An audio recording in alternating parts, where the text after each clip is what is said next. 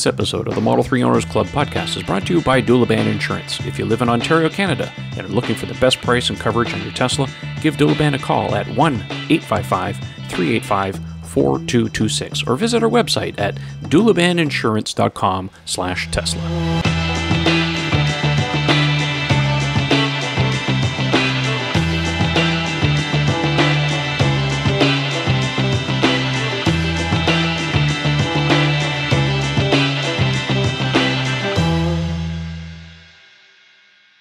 Well, it's that time again for the Model 3 Owners Club podcast. I am your host, Trevor Page, and we have our usual cadre of hosts with us tonight. Ian Pavelko from Montreal. How are you doing there, buddy? Bonsoir, everybody. How are you all? Well, it's good to see you again. Any activity on your end? You seen a VIN number in your account yet? No. Oh, you would have been seeing an endless tweet storm had such a thing occurred. Between the end of today before we start the podcast, I got to ask, right?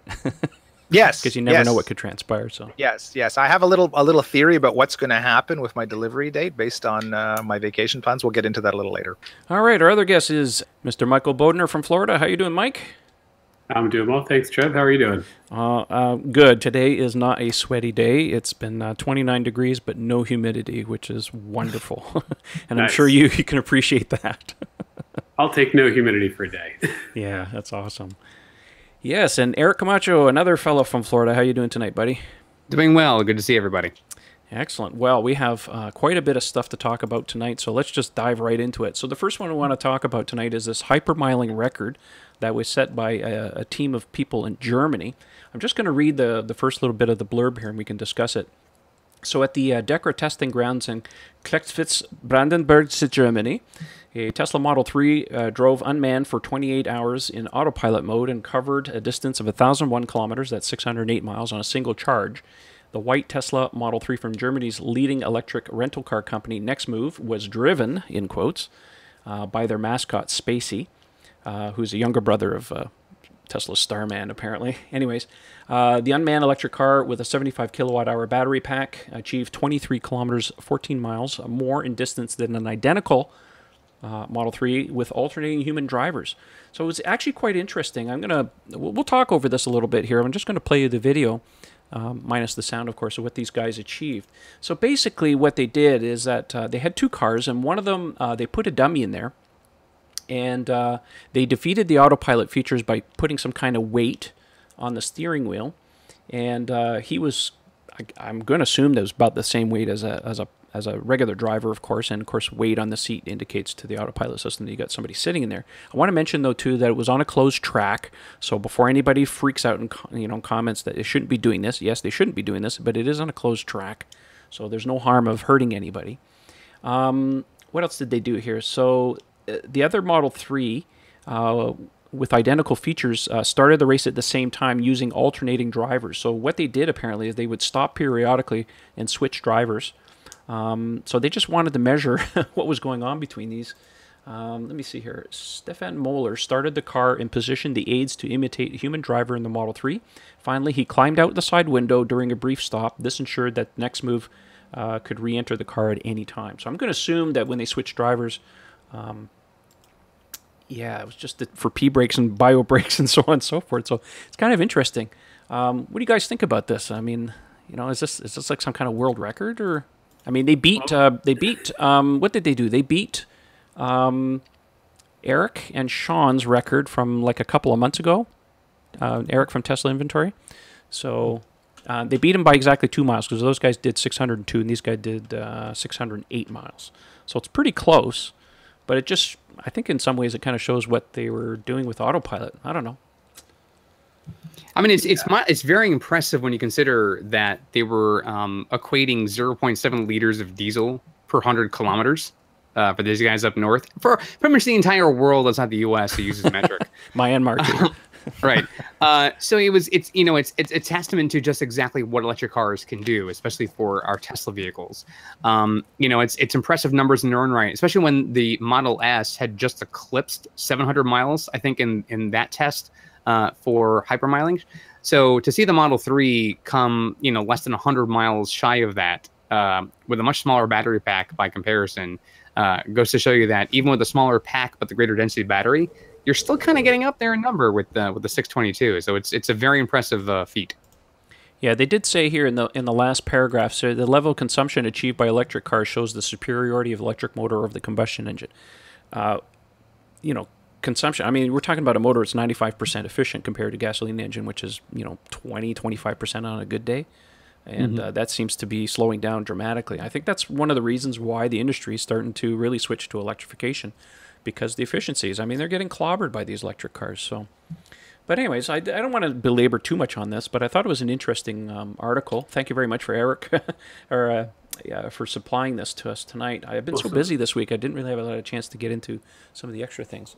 And one thing I would add that I think is really impressive, the human driver is able to take advantage of regen, and I'm sure I didn't watch all of Eric's video because it was too long, for me. Yeah. But autopilot isn't going to do that on the track. It's just going to keep going at a steady pace. So I found it really impressive that at a steady pace, I guess they found the right pace, but to consistently get that maximum efficiency was pretty neat. Yeah. I guess things are possible. I mean, as long as the track was fairly flat, not too inclined, and not too many curves, I mean, you can do some wonderful things with efficiency. Yeah, it's just kind of interesting to see what's been going on. Anyways, I don't want to talk about that too much. Let's just get on to some of the other stuff that's been going on. The next one is a bit of a touchy subject, but it bears mentioning, of course, that, and this article comes from Electric. And basically, the headline says, Tesla buyers screwed over by the Ontario government over direct sales for the EV incentive. Now, I'm going to make a point here. The EV incentives in Ontario, as generous as they are effectively dead. They're not coming back. Like, forget about it. But if you look at the MTO's website, and this is the sticking point that's really, ruffling a lot of feathers right now, is the fact that the wording in there specifically excludes Tesla because they mentioned dealership, because the cutoff date for ordering the car and taking delivery is September 10th, 2018, as long as the car is in inventory. Now, we know that Tesla doesn't carry inventory. So there's been a grassroots movement from everybody here in the community in Ontario to try and get this corrected. This is coming from multiple places. It's coming from the public. It's coming from advocacy groups behind the scenes and Tesla themselves. Tesla did put out a tweet, and if I have a link, I'll put it down in the video description. You can check it out yourselves. Basically, they point out that excluding people based on how they buy their cars is wrong. And I agree with this. It's completely wrong. And I also know that there's been a lot of discussions, of course, on the forum and on Facebook and the groups that so some people are canceling the reservations on the fact that they can't take delivery in time of this car. Tesla has been going and asking some people that are affected, and if you're affected, you can call Tesla. They're doing the right thing. They are going to refund you not only your reservation deposit, but your confirmation deposit, the extra $3,500 or $3,200 you had to put down if you can't meet your obligation. So they are allowing you to back out if you need to, but you need to call them if that's their situation. So there's still a lot of movement that's going on to try to get this corrected. So it may be premature to cancel right now. I'm hoping that this gets corrected. If it doesn't, who knows what's going to happen? They may take it to the media and stuff. There was talk about going to rallies to Queen's Park and all these other things. There's several petitions that are floating around. Anyways, it's really ugly, and it's not cool at all.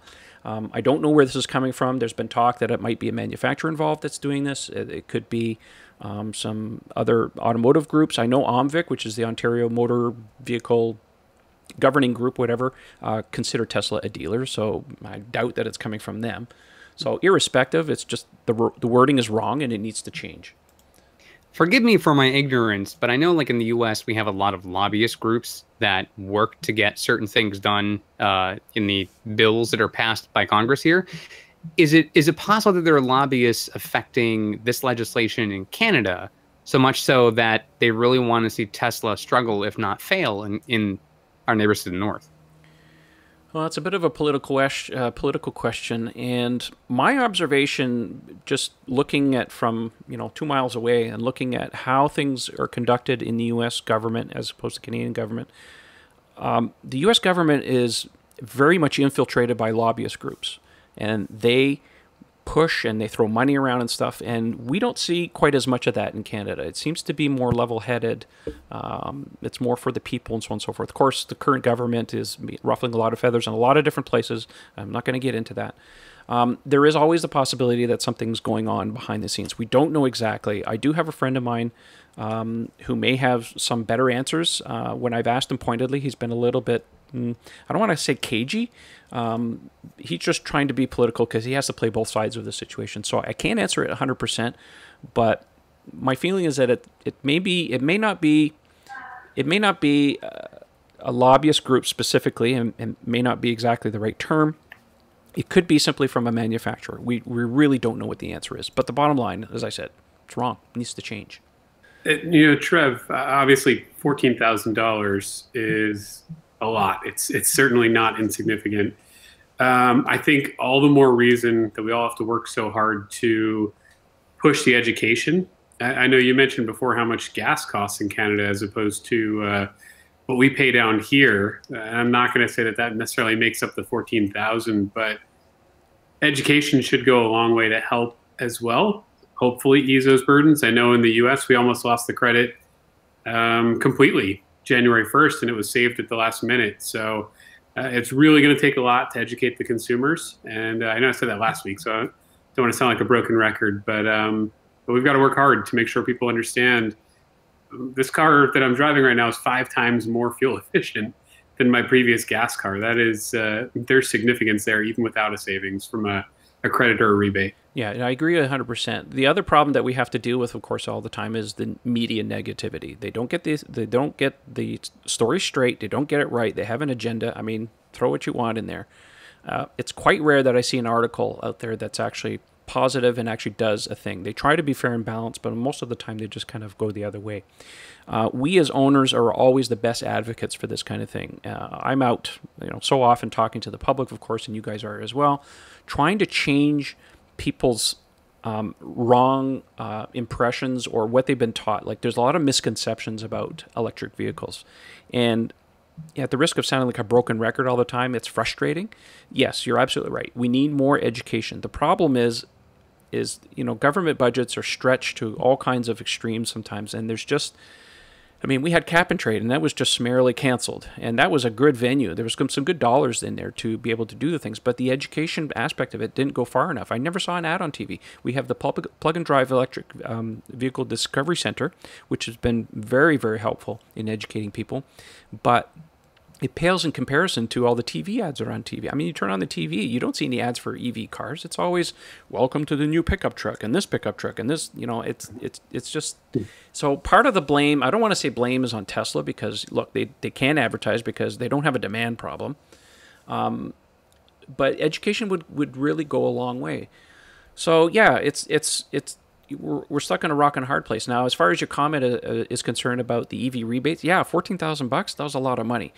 We were never against getting them down to perhaps a little bit more reasonable level or have it scaled a little different. We've had these discussions before internally with some other groups to say, you know what, if it's a smaller battery pack, maybe you should get a little bit more, and the larger the battery pack doesn't need as much. There's a lot of different ways to skin the cat, so to speak. But the thing is, and I try to tell people, and I had this discussion with the UPS driver yesterday, or FedEx driver yesterday, believe it or not, because he saw my Tesla, and I've known him for years, and he says, how's the car? I said, it's great. So he started asking me, a bunch of different questions. I'm thinking, like, aren't you supposed to be on your route? But anyways, he wanted to talk. So anyway, to make a long story short, he didn't realize, how little fuel these things, or not fuel, but electricity these things take to run the car. Mm-hmm. And he was asking about the subsidies and so on and so forth. And I made a point. I said, look, you guys know as well as we do that if fuel was not subsidized to the point that it actually is, the cost, mm-hmm. the real cost of the fuel would go through the roof. So I don't have a problem with EV rebates going away, but take the subsidies away from fuel to make it an even playing field for everybody. Mm-hmm. You know what I mean? It's a fair point to make, and I also think that, and this goes to something you've mentioned numerous times, both in the forum and on the show, which is that cost parity is something we haven't achieved yet with electric vehicles. So once you get to the point of cost parity being on a level playing field with those of ICE cars, then we can really see the value in the investment, and more people might go, you know what, I'm really comparing apples to apples and maybe they say, you know what, I want to go with what's more efficient, what's cleaner, what's more economical, and easy to use versus using an ICE car. So it's a very complicated subject, and I appreciate that there are people out there like your FedEx driver who are inquisitive enough to say, you know what, maybe this is something I'm going to start looking into very seriously, just because they know someone who's so passionate about it, and maybe that's enough for them to kind of really take it seriously. Yeah, and a lot of these companies are actually taking it to heart. I mean, Ken and I were doing the show and stuff, and we're seeing companies like FedEx and UPS now, especially in England, they're starting to electrify their small delivery fleet. The long range stuff is starting to be taken care of course, when the Tesla Semi comes out. So some of these companies actually get it. But the average consumer just has no concept, because you can't walk into a dealer and see 6 different makes or 6 or 7 different models to choose from. Like, you're lucky if you get one. And Tesla gets most of the mind share, of course, because, they get the most attention. And most people, when I go to car shows, oh, it's a Tesla, it's a Tesla. Yeah, but that's a Chevy Volt and that's a Chevy Bolt, and they've never seen them before.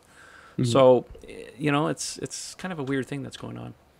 I also think it's great that when you see like the Tesla Semi, when we're seeing at least other options that are not just passenger cars really taking electrification very seriously, that's where you also at least see others go, well, you know what, I don't know anybody that has an electric car, but I keep seeing all these other electric transport vehicles, whether it's electric trains, which we know are high-speed trains in most cases, now the semi-trucks that are going to be out there gradually. I mean, we're getting to the point where more and more large corporations are seeing the value in going electric, whether it's for sustainability, whether it's for climate change, whether it's just for easier transport, whether it's for speed and efficiency. Whatever the reasons are, we're starting to see more and more companies take on that leadership. And I think when we start to see the transition from not just civilians, but now corporations make that change, I think that's going to have a greater impact long term as we keep moving forward with the EV revolution. Yeah, it's moving forward. It just takes baby steps. It's like, you got to walk before you can crawl, before you have to run and walk. So yeah, it's going to be a little while. All right, let's move on to the next one here. This one comes from Clean Technica. The Tesla Model 3 long-range all-wheel drive and performance editions get official EPA ratings.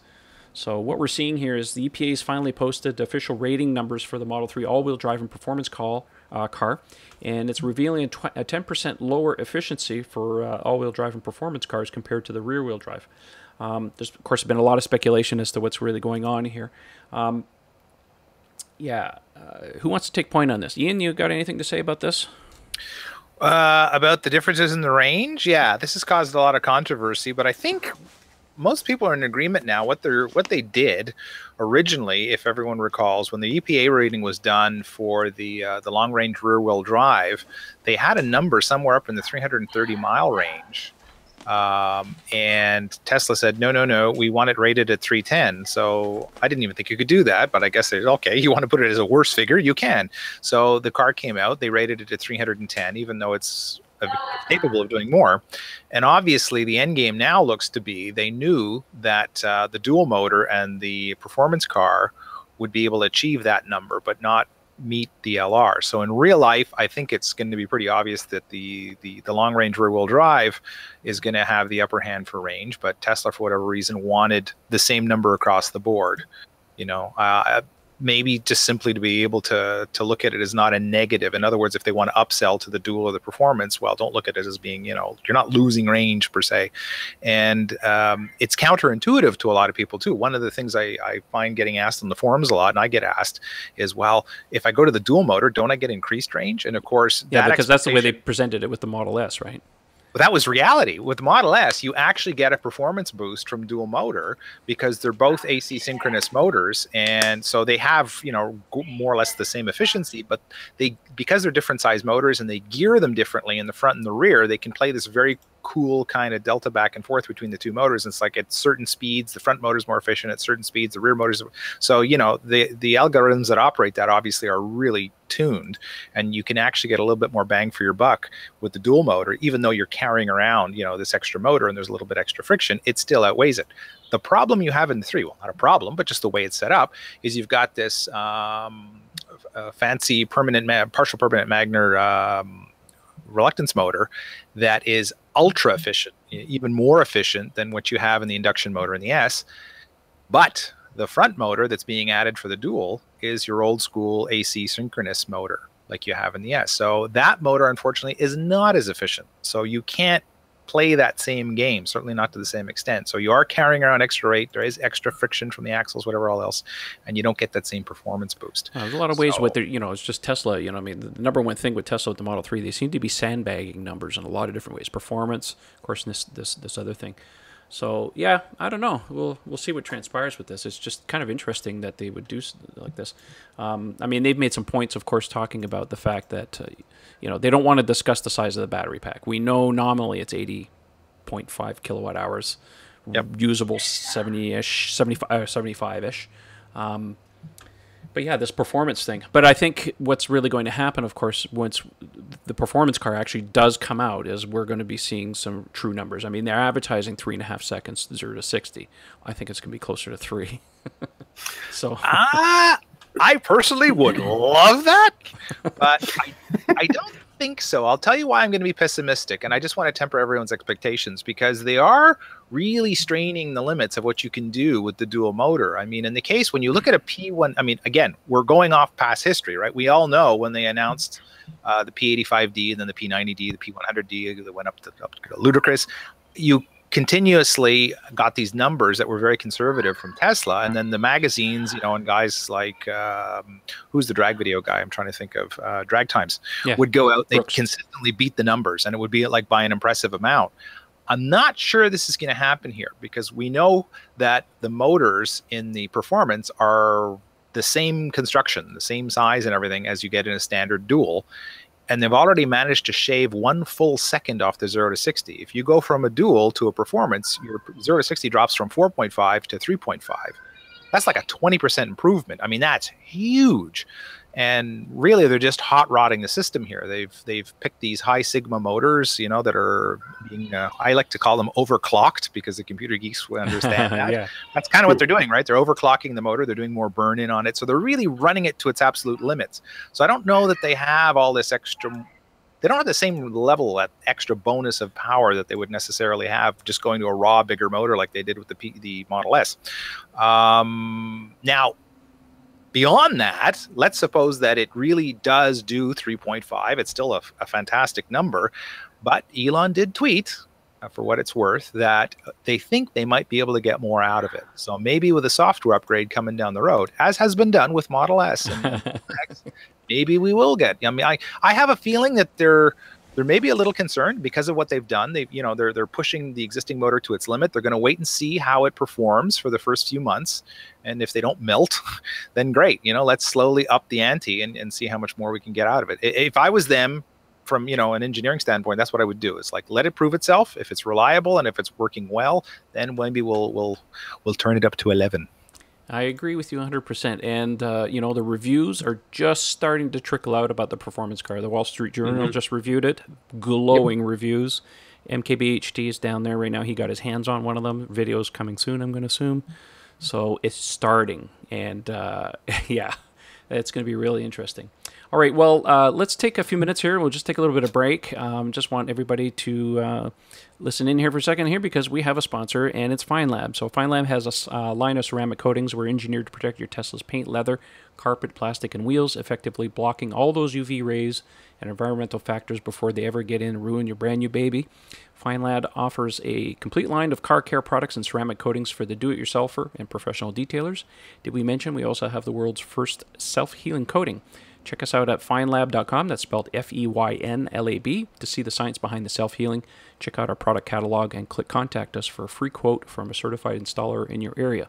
FineLab and Tesla, we were meant for each other. Great product. I have it on my X. I absolutely love it. And definitely check it out if you can, if you're into the market for ceramic coating. All right. Next article. This one comes from Electric again. Tesla is accelerating Model 3 delivery timelines on new orders. This is kind of interesting. We're seeing a bump up on some of this stuff. So, yeah, we're seeing long-range battery pack with rear-wheel drive motor, which has so far been the only car in production, was now getting a 3 to 5 month delivery window, like the dual motor without performance package. And looks like Tesla cut those delivery windows down to 1 and 3 months for the performance version, and the rear-wheel drive battery pack seems to be coming real soon. It's almost imminent, like probably within the next couple of weeks. Ian, you were saying earlier that there were some discussions on the forum with some people actually starting to get firm delivery dates on this stuff. Yeah, I was kind of shocked when I saw this, and very excited for everybody who's got a regular dual motor order that one of the forum members, David 3S, just posted a couple hours ago that he's got a delivery date for early August for his standard dual motor car. And I thought for sure in August and maybe September, all we were going to see is performance cars. You know, it's always that's what they said, right? They'd start with performance, push out the higher margin cars, and then work their way down to regular duals. And when you look at the windows, right, like my car, I've got a window of August to October. Many people I know with a performance on order seem to have that window. And then everybody I talked to with duals had, I think, September to November or something like 1 month later type of thing. And all of a sudden, this fellow shows up and said, "Nope, I got a regular dual, and I've been told early August." So wow, you know, like here we go. It's better than expected, I suppose. Wow. Well, on that note too, we should also mention that if you're looking for test drives, some locations are actually doing test drives on the Model 3 using the first production cars. But there have been some tweets been put out. People take some pictures of at the factory where they got a large number. I think the picture, and I don't have it here in front of me though, some 40 performance Model 3s with the white interior. You know, the Red Army, as I like to call it, they're on their ways to a lot of the stores in the U.S. at this point. Hopefully in Canada too, we'll get some of them. But those will be the high performance test model cars. So they're certainly on their way.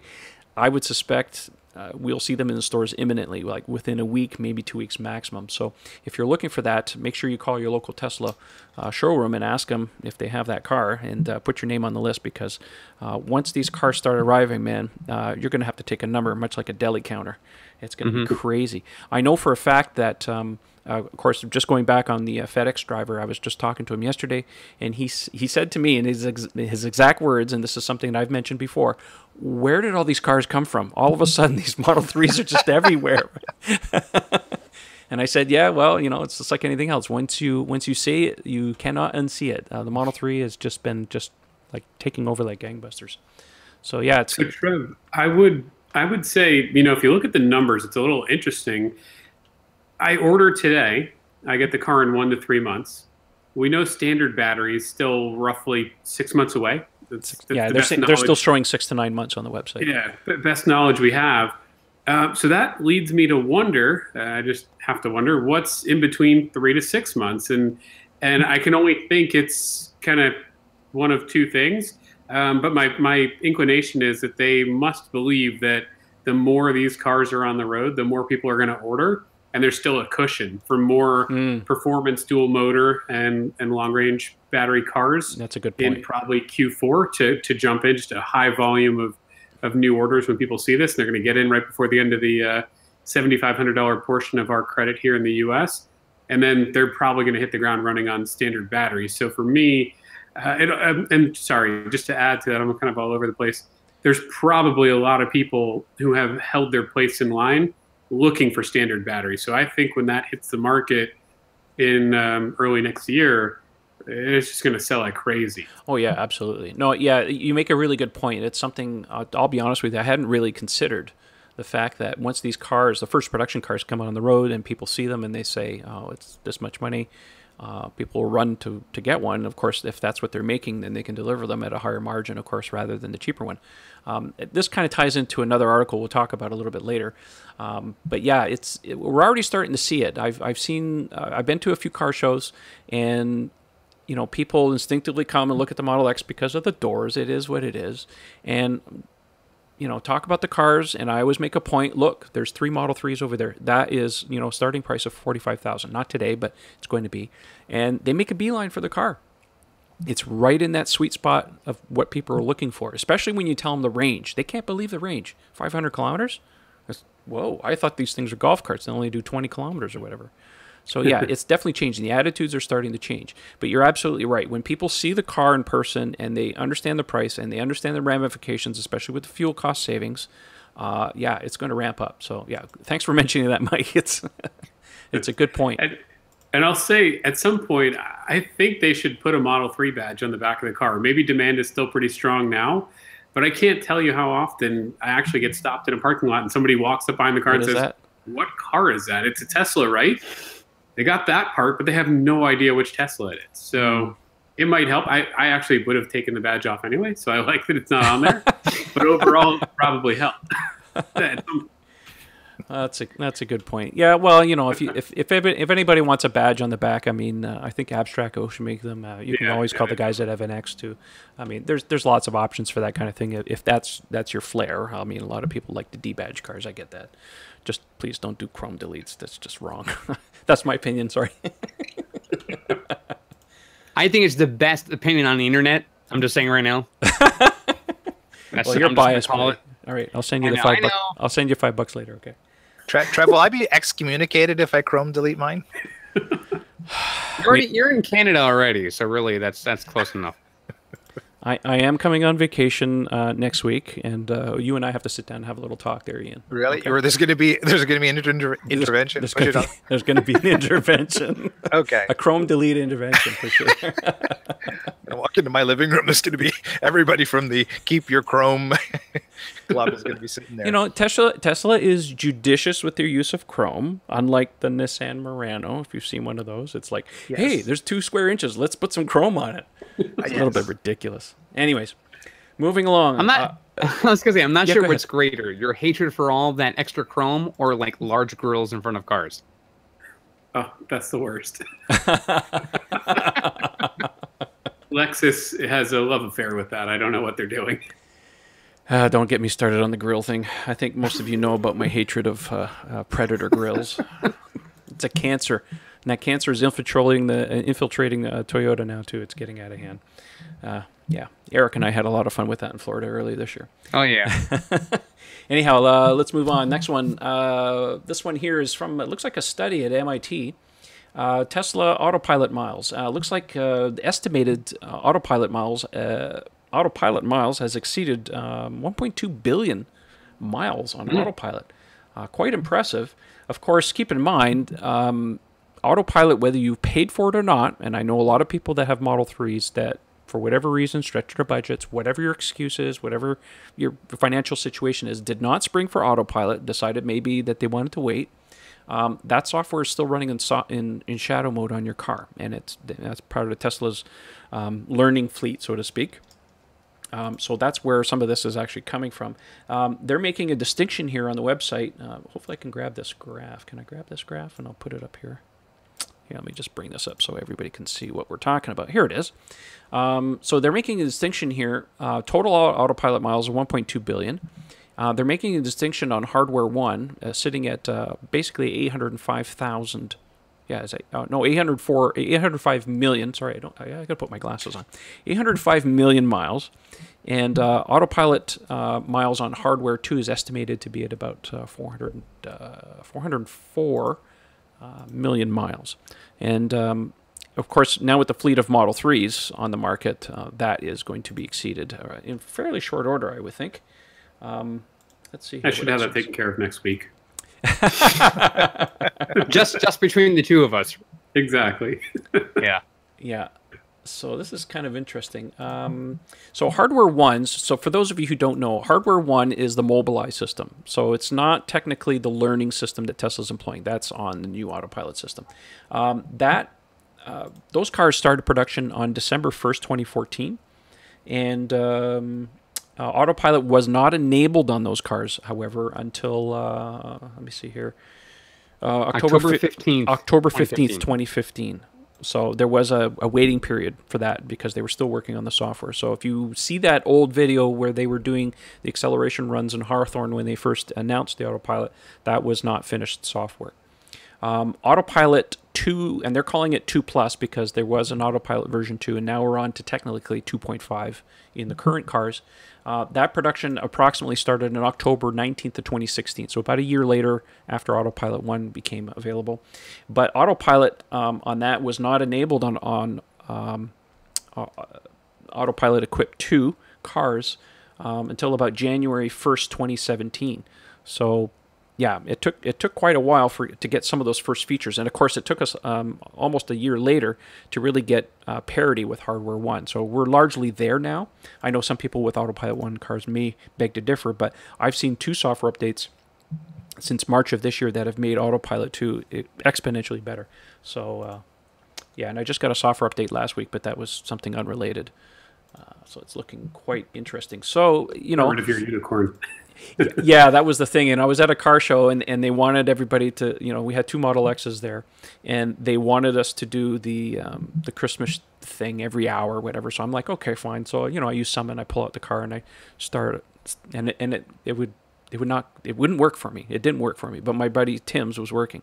So anyways, I literally the next day I get a software update, and after I did the update, it said, oh, it fixes the Christmas mode. So I'm like, I could have used that yesterday. Anyways, that's another story for another thing.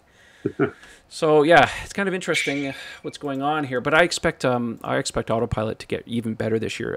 Elon did tweet that there's a possibility we may see some of the first full self-driving features in version 9.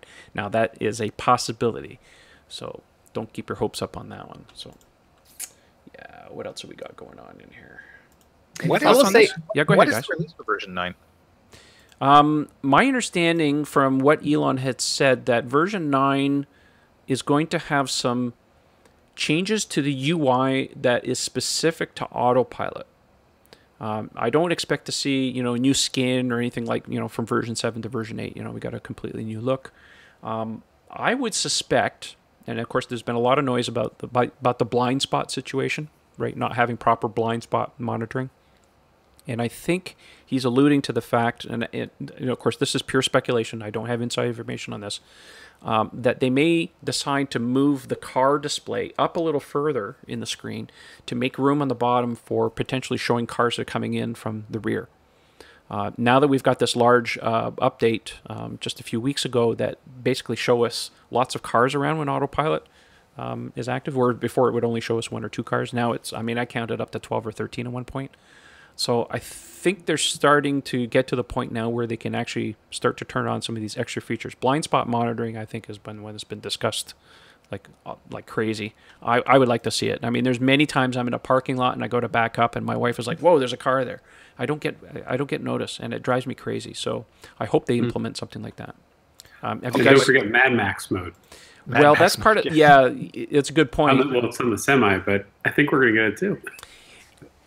Well, like I said, you won't get that unless you get full self-driving. Well, wait a second. No, the Mad Max one might be tied to just enhanced autopilot because we do have lane change, right? So if that's tied to the lane change, there's a possibility we may get that. Knowing Tesla, it'll probably leave the Mad Max thing in there. You never know, right? Unless they get sued. We've seen that before. Just to come back to your point, Trev, but if I understood correctly, the first full self-driving features are going to be part of 9. Is that the release that triggers the first FSD features? Well, Elon tweeted, he said there's a possibility. I'll find the right tweet here. He said that there is a possibility. You guys keep talking. I'll find the tweet.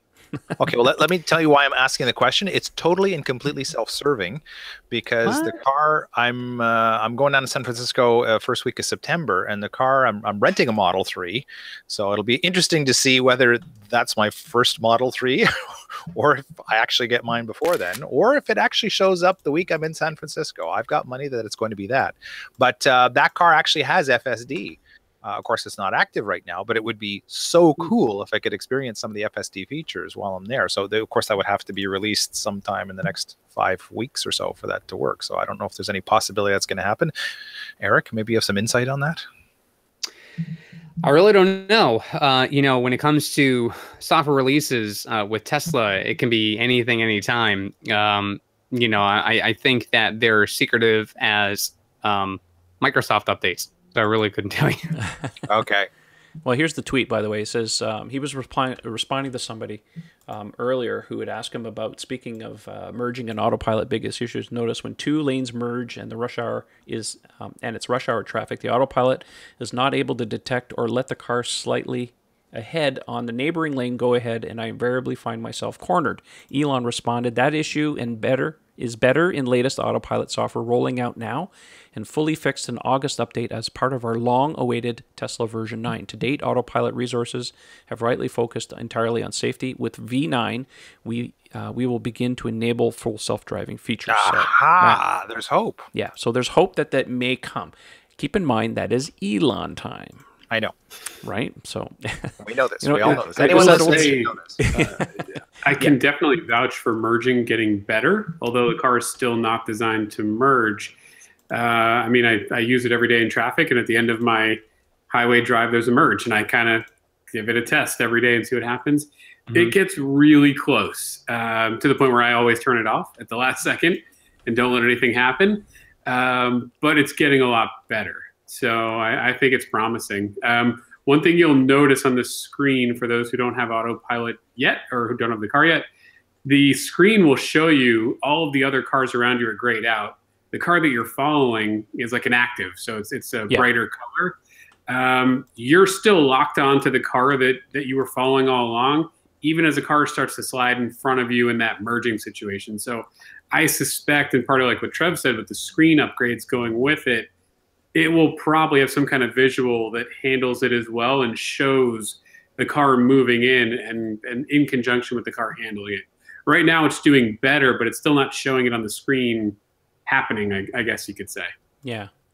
Yeah, there's times when I'm driving with trucks around me in autopilot mode, and it's just like sometimes I just got to turn it off because they're just freaking me out. They just get too close. The car is just, yeah. There's not a lot of margin in there sometimes, especially with the bigger trucks. I will use autopilot if I'm free and clear of other cars in the right hand lane, nothing going on. I like it. It works well that way. But there are times when it freaks you out. So it's one of those things you learn its limitations, when to use it, when not to use it. Lately, I haven't been doing quite as much driving on the highway, so I haven't found myself using quite as much. And sometimes I forget, and I'm like, oh yeah, autopilot. I'll get to use it next week. One other improvement to mention, if you look on the Tesla website on the Model 3 page, Yes. I think they're giving us a sneak peek of the new navigation screen. Yeah, keep talking. I'll find this picture. But moving the directions from the right to the left, a lot of people, myself included, don't have the best vision. So the far right's a little tougher to see directions. Moving to the left, kind of changing the layout of the. Don't shake your head. It's all right. The car drives itself most of the time. And moving the top row, also reorganizing some things, moving time and temperature over to the left, and some things that you don't need to stare at as much or see over to the right. So I think it's awesome to see the iterations, the feedback, and the improvements. It's almost exciting that it's an incomplete. It's always incomplete, and that's not a negative thing. That's an excellent thing. Yeah. That it's always getting better.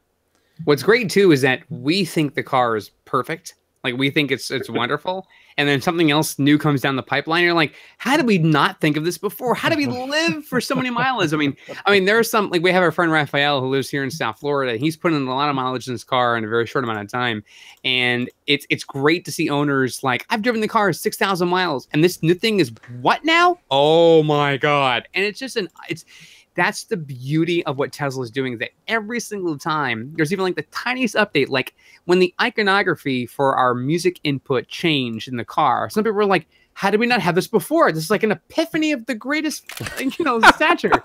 And it's like the every update is Christmas. Right. Well, it's like it's kind of like when Apple releases or Android releases their updates for their mobile devices. Like even if it's just a little bit of an aesthetic tweak, here you go, tweet. Even when it's the tiniest little modification, for some people it's like, I needed that. That makes life so much easier for me. And to Michael's point, even I've had the issue with the merging, but it's remarkably better now than what it was before the last update, where the car was like, I don't know what to do. This is a weird thing. What happened in the lane? Why is it wide all of a sudden? So, it's great that with every release, no matter how minute it might be to some people, there's somebody out there going, I've needed this for the longest time. And a lot of it comes from feedback of other owners saying, hey, we think this is a great improvement. We often see Elon's tweets in response to some other tweeter saying, hey, I think this would be a great improvement, or here's a list of things I'd love to see. And Elon's like, we'll get working on it. That's the kind of thing you don't have many other car manufacturers doing, which is actually in live action, in short amount of time, actually taking the feedback from other owners and saying, hey, we're going to work on that. We're going to make it so that you and others who've been clamoring for it can see it. Well, if they do, it'll be in the next product cycle, right? Mm-hmm. Next year's model or something down in the future. By the way, Michael, I found the screenshot. Here it is. They're on to us. Look, they changed it. Dun, da, da, dun, da, da. They put it back. That's my fault. Sorry, guys. Guys, I got breaking Model 3 performance news here. Breaking news. Oh, yeah, go ahead. We have the little CNN thing at the bottom here. Oh, true. So in an earlier tweet session today, Elon and Ryan McCaffrey, our man, Ryan, what's he saying from now? Ride the Lightning, was going back and forth. One of the there was, of course, the review that came out today on Model 3 performance from Dan McNeil at Wall Street Journal. It was a great article, not very long, but a nice summary with some very interesting quotes that I'll try and pull up a little later. But one of the outcomes of that was he wanted a little bit more tire. As we know now, the performance Model 3 comes on 235, 3520s all the way around. And that was a bit of a disappointment for some of us who were fully expecting it to come on a stagger setup like the Alpha car. It does not. It's just 235s all the way around. On a 4,000-pound car, I wouldn't call that small, but it's not exactly generous when you start comparing it against an M3 that's got 255s up front and 275s in the rear. In any case, Ryan goes on in some of the comments. I got the tweet right here. You got the tweet now, eh? Yeah, so yeah, definitely we gave up some grip here. I'm going to pull it up. Exactly. So Ryan's asking, like, what's the story with the tires? Can we do more? There you go. Perfect. So we gave up some grip and width for exchange for range. I think that was obviously what happened. But look at this. Recommend stickier tires and wider on rear for best performance. You might get 3.3, 0 to 60. So here we go. Where were we just 20 minutes ago on the show wondering, how do you get there? And I think I have some wider wheels in a building not too far from here that might just fit. You can be damn sure I'm going to be giving you some numbers very soon to see if this works. You gotta like it. I mean, I really hope that Ryan gets to interview Elon. He seems to have a rapport with him, which is wonderful. I've talked to Ryan about this, and he has his hopes and stuff, but he's like, he's a realist. But yeah, it'd be really cool to finally get him on the show and stuff. I like to see that. I really like to see that. I'm so glad that Ryan seems to have developed a rapport with him. He really deserves it. He's been so good for the community. He's been keeping people up to date and stuff, and good fan, good friend. So yeah, it's really interesting to see these developments. Well, I'm thrilled about that because we've been debating this in the forum for months, and when everyone was asking about them, they're like, no, in order to get these numbers, I really think they're going to need the bigger rear tire. And everybody's like, no, contact pass, blah, blah, blah, P100D on 234/85s. And I'm like, I don't think so. I think you can get a better number with a bigger rear tire. And there you go, from the man himself. You want the really hardcore number, you need the bigger rear tire. Yeah. Yeah. What do you do when you live in a shoe? All right, you call up your local wheel and tire guy and say, what do you got? I know a guy. He's a FedEx driver, right? No, he's no, but he apparently likes chrome deletes, and we have to have a little talk. Burn. Good thing it's in a different province. I heard the chrome delete takes off 0.1 second as well, though. So we all know black cars go faster. Exactly. Right? Yeah, badge delete drops 0.1, right. Dropping the chrome another 0.1, the wider rear wheels. I think I can get this down to 3.0. Let's see. Yeah, we all know I mean, my car goes 4.9 because I have Midnight Silver Metallic. I'm just telling you right now. That's true too. The MSM factor. Maybe I'll get 2.9. And we know black computers are faster, right? Black. Yeah, that I didn't know. That's right. Black goes faster. Anyways. Spacebar. Yeah, exactly. That's an inside joke. We'll talk about that. All right, last one. This is I think one of the headlines this week, of course. Sandy Munro at Munro and Associates. Sorry, tongue-tied. Has to eat crow. He finally has come around after his final teardown of the Model 3. And he's come away very, very impressed with the car. And the big news, of course, and finally confirming what Elon has been saying the whole time, that his cost estimates on the car, of course, with performance, first production, what they're making now, in excess of 30% margins. So unless you're having like super high-end bespoke cars, nobody is getting 30% margins on this. And it was a matter of fact that Elon even retweeted that. So he's just saying, look, I've been telling you the whole time. Of course, Sandy does not have access to a standard battery car yet. But I think he said in the article, no, it was the other gentleman that's in the show, Autoline, of course, that they do. If you want to watch that, he came back and asked him after the fact, and he said that Sandy expects that car to get in excess of 10% margins. I think it'll be higher, but it's finally nice to see, some confirmation that this car is pretty. I mean, the margins, that's what matters at the end of the day. And this is precisely why Tesla is building these cars first before everything else. I know there's a lot of people are waiting for the standard battery, but they need the money. And this is not unusual for Tesla. I remember very, very distinctly during the Model X days, when they announced the Model X, the pricing that came out was for the Signature Edition, fully loaded, and the media had a field day. They said the Model X is going to cost you $150,000. No, that's for the fully loaded one. The cheaper ones are coming later. And we're just seeing the same thing all over again with the Model 3. It's like, oh, the Model 3 is going to cost you, $80,000, when the performance car comes out. No, it's not. So it's just nice to finally see some confirmation here that, Tesla is not exactly lying. The shorts have been saying Elon's lying about margins and so on and so forth. So anything to change the narrative. Anyways, thoughts on this, guys? Get in here. This is crazy. Yeah, well, with a 30% profit margin, average price of $55,000, and if they sell 60,000 of these in the fourth quarter, third quarter, that'd be $1 billion in profit a quarter. That's pretty impressive. I would say I don't feel bad that I got a free trunk garnish instead of paying $32 with that margin. But this these are great things, and just going to go for the long-term sustainability of the company. I think this ties in nicely with the Model 3 being the last bet the farm car that Tesla will ever rightly sell, should or be. product that they'll ever sell. And with the profits kicking in, they bet right, and now they're positioned well to start to branch into the standard trim, the pickup, the Model Y. They're really in good shape to move forward. And this is just great.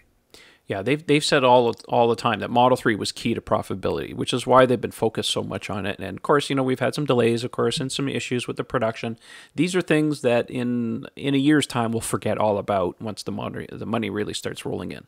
And I'm hoping that they can use some of that money for some other things and stuff. Of course, hopefully they won't have to do any more capital raises. Elon has said very carefully that he doesn't want to do a capital raise, but who knows? I'm not a financial guy. But if they can really make some decent margins on this car, it just means it's going to put them on some solid financial ground, so that they can move on. Who knows what the shorts will come up with after the fact, because, once they get profitable, then they'll have nothing to complain about. Maybe they're too profitable. That's got to be a bad. Well, yeah, that's the other thing. I think I facetiously sent out a tweet to somebody, and I forget who the gentleman's name was, but I said, they're always going to find something to complain about, and eventually when Tesla gets profitable, they'll say, well, Tesla makes too much money, maybe they're not giving any back as dividends. So who knows? Anyways, it's an ever-changing narrative. We'll never hear the end of it. I do want to kind of add that I think the grand ambition that Tesla set out to do so many years ago, to not just revolutionize the auto industry, but to really sort of expedite, I can't say English is hard, to expedite and to really rush our progress towards sustainability, is something that cannot be underexpressed. I think, we sort of get tied into the timelines a lot, especially when, Elon tweets or the company says, we'd like to deliver, this product by this time. Things happen. Tesla is still a very young company in terms of auto manufacturing. They're doing things now that some companies have taken decades to do. And, they're one of the first companies to do X, Y, and Z. And so when we look at what the cars are doing now, when we see what the technology is behind the electric vehicle, when we see how many cars are on the road, we talked about the number of autopilot miles. What that does for AI and for research for computers. There's so many things that Tesla's doing at one given time that, forgive me, I think it's okay if they're a few months behind delivering a certain product. I think it's great because they're making sure they're doing it right. They've learned from what happened with Model S when they put it in Model X. They learned from that when they put out the 3. They're going to learn from that when it comes to the Y and the semi and the truck and everything else that comes down the pipeline. They're doing things in a way that you just can't see any other company today doing in a very condensed amount of time. And the company has been doing it for less than 10 years. It's just astounding what's happening in this company. And for all the naysayers and the no-gooders out there, go ahead. You can keep saying what you're going to say. People like me are out there believing in the product. We're owners. We're proud to represent the company. We're proud to talk about it. You know, we want the world to be electrified, whether it's with Tesla or any other electric car. We know that Tesla's doing something that no one else has done, and they're doing it in a way that, you know, it's going to be criticized by many, but they're proving time and again they're going to persevere, which is just outstanding. Yeah, I agree. I mean, you know, you're going to kick a guy when he's down, but they're trying to do good. And, you know, eventually they'll prevail. No, Tesla may not be always on time, but they do deliver. So anyways, on that note, let's finish up the show.